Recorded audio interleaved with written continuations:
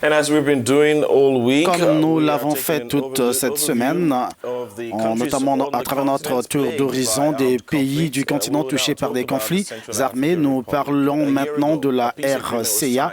Il y a un an, un accord de paix a été signé entre les groupes armés et le gouvernement centrafricain.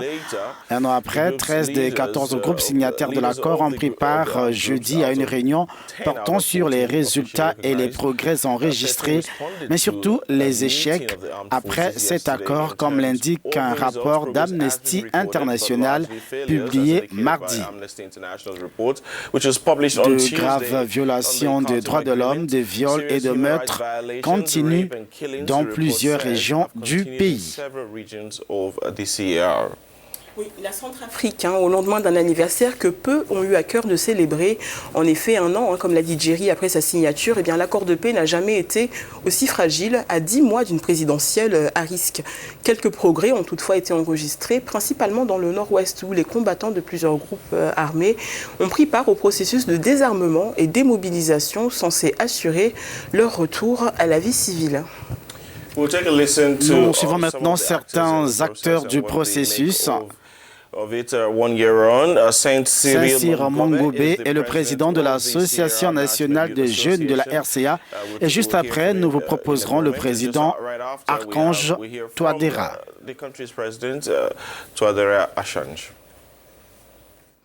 À chaque fois qu'on élèvera un chef de guerre dans les hautes fonctions de l'État, que 1000 jeunes soient intégrés dans la fonction publique.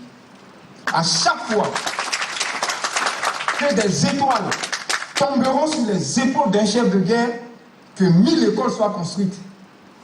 À chaque fois qu'un chef de guerre soit décoré, honoré, que 1000 prisons soient construites.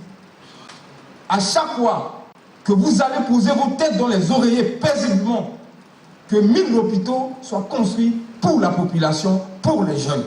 Parce que la population en veut plus et on veut plus. Que la célébration prochaine de l'an 2 de l'APR-RCA soit en faveur du peuple. C'est notre souhait. L'heure n'est plus aux simples condamnations de principe des violations délibérées et flagrantes de l'accord. Ces condamnations ainsi que les appels à la cessation des violences, vous le savez, sont compris par certains groupes armés réfractaires comme une compréhension ou une tolérance de leurs crimes, et par les populations victimes comme une indifférence du gouvernement et de la communauté internationale vis-à-vis de leurs souffrances. Et alors que l'Union africaine, dans sa démarche de la stabilité du continent, envisage une Afrique sans armes pour cette année 2020, eh bien la Centrafrique est l'un des pays les plus touchés par cette initiative, avec plus de 2 millions d'armes de tout calibre en circulation dans le pays et des meurtres enregistrés au quotidien. Peut-on espérer sa mise en application par les groupes armés en dehors de violations de l'accord de paix enregistré? Écoutez ces quelques réponses.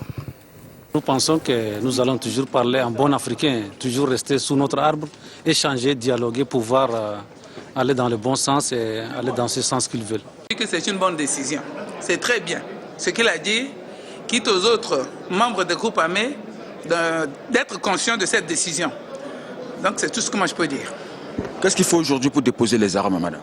Qu'est-ce qu'il faut? Il faut d'abord vulgariser, sensibiliser la population dans ce sens. Que vraiment, nous les groupes armés, nous sommes déjà engagés à déposer les armes. Ils ont été victimes, nous avons été des violeurs, vous voyez. Mais quitte à eux d'accepter ce pardon. Mais il y a dans certains coins que les gens sont encore rétrécis, qui ne veulent pas vraiment accepter ce sens de pardon. Ils veulent à ce que tout le monde aille dans le processus de la justice. Je vois que c'est ce qui fait que d'autres ont encore... C'était donc les explications sur les réactions après l'an 1 de l'accord de paix